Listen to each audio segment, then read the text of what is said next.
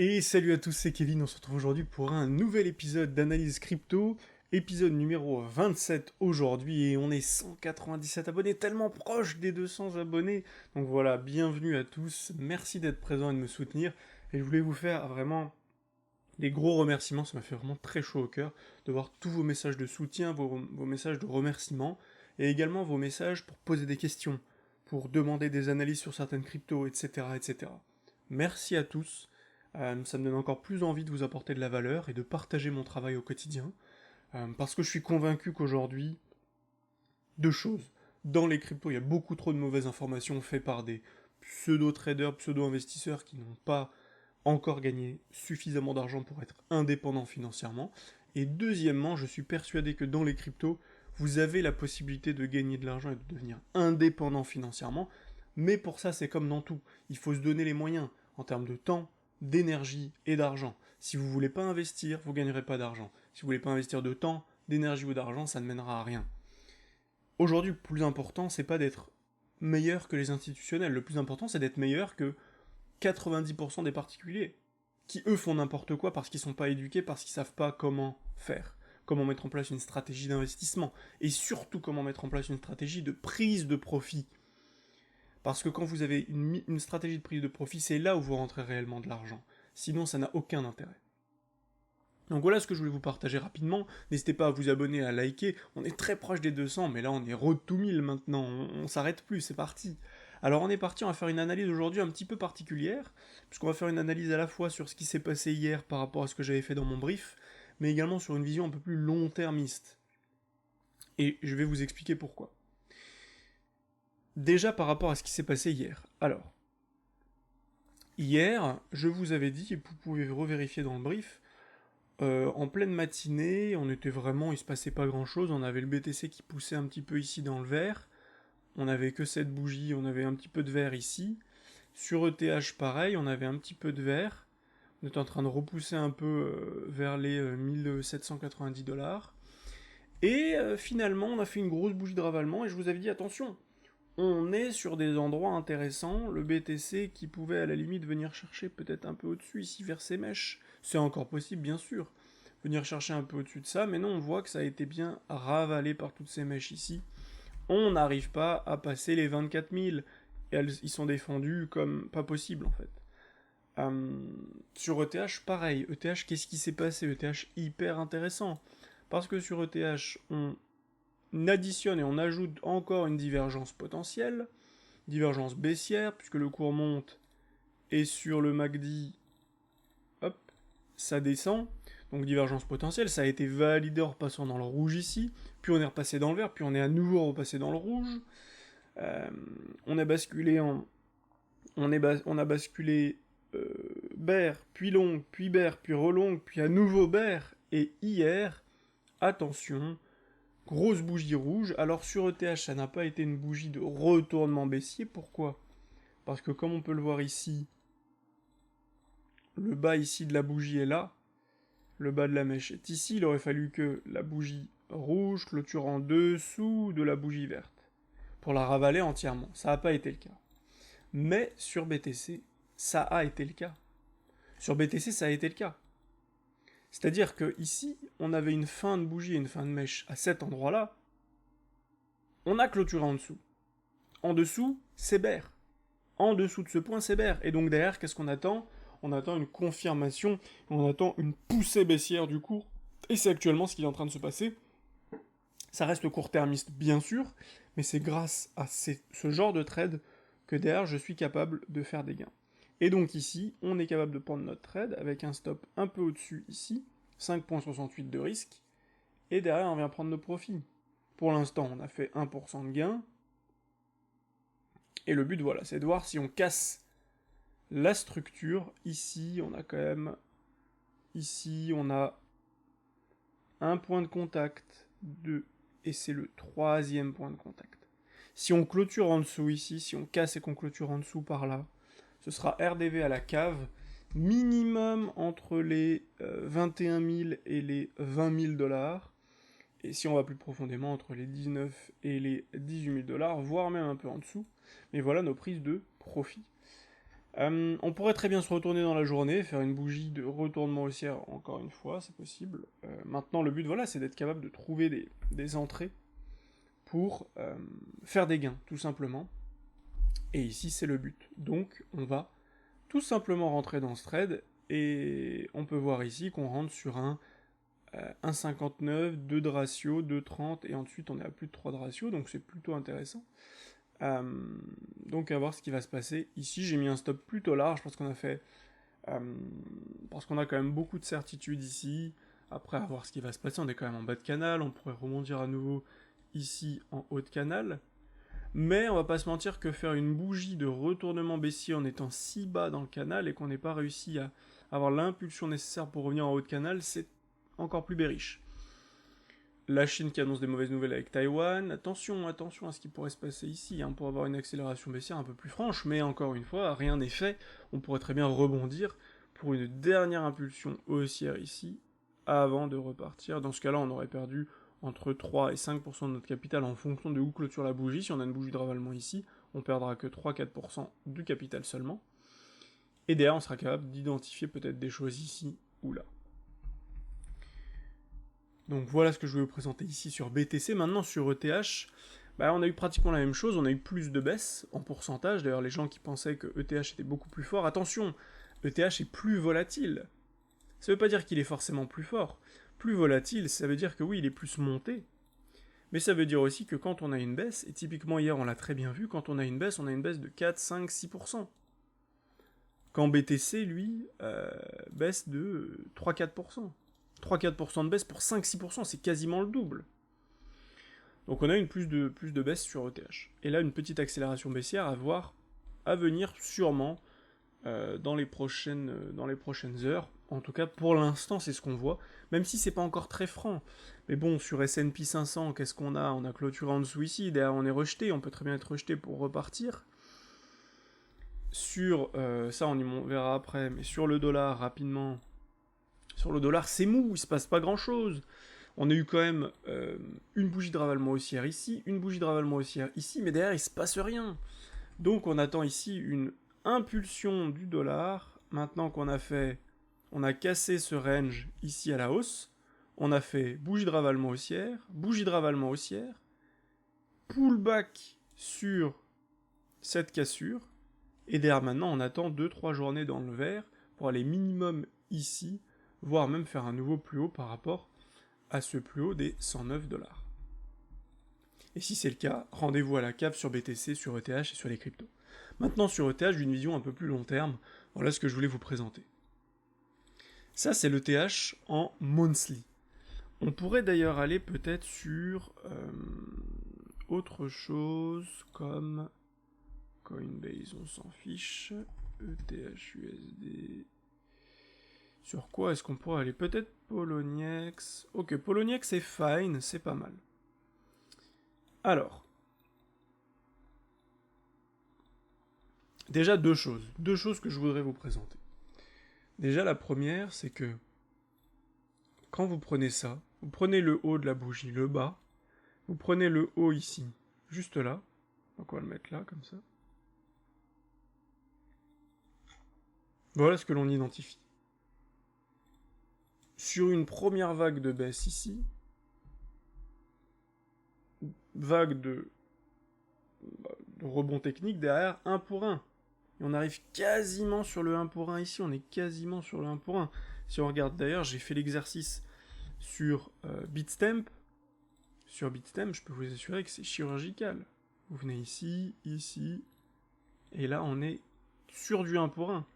Si on zoome, on est tout pile sur du 1 pour 1 ici. C'est plutôt incroyable.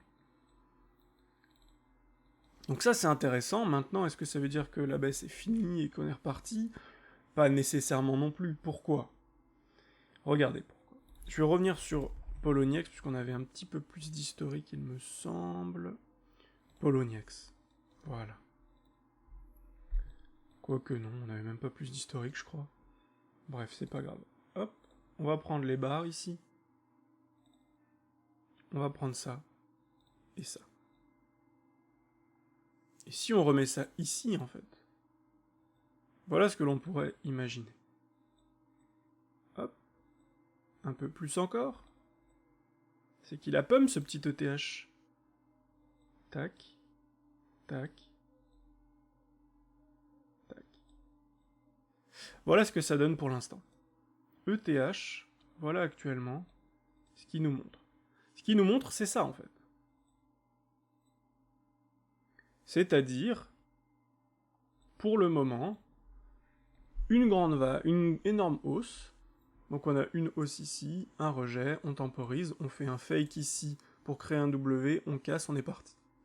Derrière ici, on descend, peu importe qu'on ait trouvé le bottom ou pas, hein, qu'il soit ici ou là, on descend, on va temporiser, peut-être un mini pump ici, derrière on redescend, 2024, halving du BTC qui se trouve avril 2024, avril 2024 ici, et c'est là où on pourrait effectivement commencer à repartir ou bien refaire un fake dump ici. Finalement, on clôture au-dessus et après on est reparti. Et on a une année 2025-2026 exponentielle et explosive. Direction les... peu importe, c'est hypothétique ce que je viens de faire. Ce que je veux vous dire ici, c'est que par rapport à ce que l'on voit pour l'instant, et d'ailleurs ça... on pourrait très bien le faire comme ça. Voilà ce que l'on pourrait imaginer pour l'instant. Voilà ce que l'on pourrait imaginer. Ça reste bien sûr hypothétique. Mais c'est intéressant. Ce qui voudrait dire qu'en fait on a encore le temps. On a le temps, peu importe qu'on ait posé le bottom ici ou pas, on a le temps de faire du profit jusqu'au prochain halving. Jusqu'au prochain halving qui est ici. Pourquoi ? Parce que là, ça nous permettrait de justement venir chercher les points bas, venir chercher les points hauts, venir chercher les points bas, les points hauts, les points bas, les points hauts, pour pas juste accumuler avec, je sais pas si vous avez, je vais dire n'importe quoi, si vous avez 10 000 de capital, au lieu juste d'acheter avec 10 000 ici, bah au contraire, les faire fructifier, faire passer vos 10 000 en peut-être 20 000, peut-être 30 000, et du coup derrière, quand vous allez faire un x5, un x10, vous n'allez pas le faire sur les 10 000, mais sur 20 000 ou 30 000 de capital, puisque vous allez faire fructifier votre capital. Et ça, c'est ce qui vous permet professionnellement de faire des gains toute l'année et de devenir indépendant financièrement. C'est pas en faisant un x5 tous les 4 ans que vous allez devenir indépendant financièrement. En tout cas, ce ne sera pas suffisant, parce qu'il suffit que les cycles ne soient plus suffisants en termes de volatilité, et vous ne ferez plus assez de bénéfices. Alors que si vous êtes capable de gagner toute l'année, là c'est très différent. Pour ceux qui veulent un petit peu plus d'informations là-dessus, d'ailleurs, n'hésitez pas, en commentaire, en description, pardon, vous avez un lien qui vous permet de prendre directement rendez-vous avec moi. Il y en a plusieurs qui en ont profité déjà, complètement gratuitement. Ça leur permet vraiment d'avoir beaucoup plus de clarté sur leurs investissements, quels sont les bons investissements, les mauvais, et comment faire pour se créer un portefeuille professionnel et surtout avoir une approche professionnelle. Ceux qui ont pris rendez-vous avec moi d'ailleurs, il y en a certains, on a juste échangé une fois comme ça, et d'autres ont décidé et m'ont proposé, m'ont demandé comment je pouvais les aider au mieux, et du coup je leur ai fait une proposition pour les accompagner et les former le mieux possible, et donc je les accompagne à être gagnants sur le marché, et à avoir beaucoup plus d'informations que seulement ce que je vous montre dans les vidéos de manière gratuite, c'est déjà pas mal, mais on a beaucoup plus d'informations que ça. Donc voilà ce que je vais vous présenter sur ETH, rapidement sur XRP également. Quand on voit sur XRP, ça qu'est-ce que c'est ? XRP, j'ai juste pris ça en fait. J'ai juste pris l'ancienne baisse, la première hausse, on baisse, deuxième grosse hausse, ensuite grosse correction, et ensuite on commence à repartir. Tac, comme ceci. Et si on se repositionne ici, c'est-à-dire on baisse, on latéralise, première hausse, on baisse, deuxième grande hausse, et ensuite on corrige, voilà ce que ça nous donne. Ça nous donne la même chose. Avec une baisse, ici on temporise, avec peut-être effectivement ici une montée. Si on zoome, c'est sûr qu'effectivement on peut voir ici qu'on a une potentielle hausse ici, derrière un point bas, ici une mèche, etc., etc. Encore des mèches juste avant le halving, donc vous voyez qu'on peut être très bas. Ce qui fait que si vous commencez à acheter ici, c'est bien, mais vous aurez le même capital ici en fait. Au bout de 2 ans, vous avez le même capital qu'ici, c'est quand même dommage. Au lieu de simplement faire travailler votre argent et être capable d'acheter, de vendre quand c'est là, d'acheter, vendre, acheter, vendre, acheter, vendre, acheter, accumuler proche du halving, et là on se prépare pour les prochains gros W, et là on sait qu'on va juste accumuler et vendre et mettre une stratégie de prise de profit que personne ne met en place, et donc personne ne parle sur YouTube et sur les réseaux sociaux parce que personne ne sait faire en réalité. C'est tout, et c'est bien malheureux, mais c'est ce côté-là de prise de profit qui va vous permettre de faire réellement des gains et arrêter de chercher la crypto-pépite qui va vous faire x1000, parce qu'en fait, vous serez incapable de toute manière de faire x1000. Pourquoi? Parce que si une crypto, elle est à 1$, elle est ici. Pour faire x1000, il faut qu'elle monte à 1000$. Donc là, autant vous dire qu'il faut que je dézoome pendant longtemps. Mais on va faire l'exercice. Elle veut venir ici. Donc il faut faire x1000. Bref, là j'ai dézoomé beaucoup. Hein. Tac, tac. Voilà. Le problème, c'est que si la crypto fait ça, elle est ici, elle commence à pump, et qu'elle fait réellement x1000, vous allez jamais, quand vous avoir investi ici, vous allez jamais attendre qu'elle soit là pour vendre. Si vous avez investi 1000 ici, déjà si elle fait x20, vous allez passer de 1000 à 20 000, vous allez vendre. Si elle passe à, je sais pas, 150, ça fait 150 000, vous allez peut-être vendre. Et le problème pour ceux qui me diront non, non, moi je vendrai jamais, si elle arrive ici et que vous êtes incapable de vendre parce que vous vendez jamais, parce que vous dites ça y est, j'ai trouvé le nouvel Eldorado, le nouveau Bitcoin, il va passer numéro 1, bla, enfin bref, devenir fou parce qu'avec l'euphorie c'est ce qu'on devient. Si vous vendez pas là, la crypto va faire ça, 2 jours après elle va faire ça, elle va redescendre ici, et en fait, bah, vous aurez rien gagné, on va redescendre au point bas, on va dégager tous les acheteurs ici, et puis finalement vous aurez rien gagné. Et c'est ce qui se passe avec beaucoup de crypto. Donc en fait, ça sert à rien d'essayer de chercher la future crypto qui va faire x1000. 99,9% du temps, c'est un scam qu'on vous propose. Les gens qui proposent des choses, je vois sur les réseaux sociaux, sur Insta, Facebook, etc. Le nombre de scams et les gens qui disent n'importe quoi juste parce qu'ils veulent vous vendre un projet, ils veulent prendre un pourcentage sur ce que vous investissez parce que c'est du MLM dégueulasse, une entreprise de merde. Donc voilà, investissez plutôt de manière professionnelle et apprenez à le faire de manière professionnelle.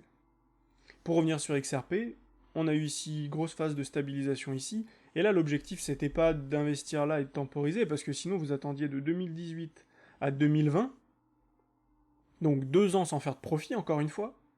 Là on explose à la hausse, mais vu qu'on vient que là, tous ceux qui ont vu ça avant, ils se sont dit quoi? J'investis ici et je revendrai à peut-être 5$. Donc en fait, tous ceux qui ont acheté là, tout le long, le marché a explosé ici, puisqu'il a quand même explosé, hein. Faut comprendre qu'ici, le marché a fait 600% de hausse. Mais personne n'a pris des profits, parce que tout le monde s'attendait à le vendre à 5$, ou minimum ici. On n'y est jamais allé, là on redescend, et actuellement on est 4 ans plus tard. 4 ans plus tard, et toujours rien, toujours pas le moindre profit. 5 ans, 6 ans plus tard, toujours pas le moindre profit. D'ailleurs, on va peut-être monter, peut-être qu'on va faire un plus haut. Donc là, peut-être qu'il y aura un petit peu de profit. Et encore, si les gens sont restés d'ici à là. Donc c'est toujours pareil. Il faut apprendre à prendre des profits, il faut apprendre à investir et trader correctement. C'est pas très compliqué en fait. Je sais que beaucoup de gens se disent que c'est très dur, mais c'est pas si compliqué que ça. C'est pas si compliqué que ça. Il faut juste s'investir en termes de temps, d'énergie, d'argent, et faire ce que 99% des particuliers ne font pas. C'est-à-dire, si votre but c'est juste de dire je vais faire du stacking et changer ma vie, c'est faux. Tout le monde veut faire ça, ça ne marchera pas. Si je veux trouver la crypto pépite, la crypto qui va faire x1000 et devenir riche, ça marchera pas. Tout le monde veut faire ça, c'est de la merde.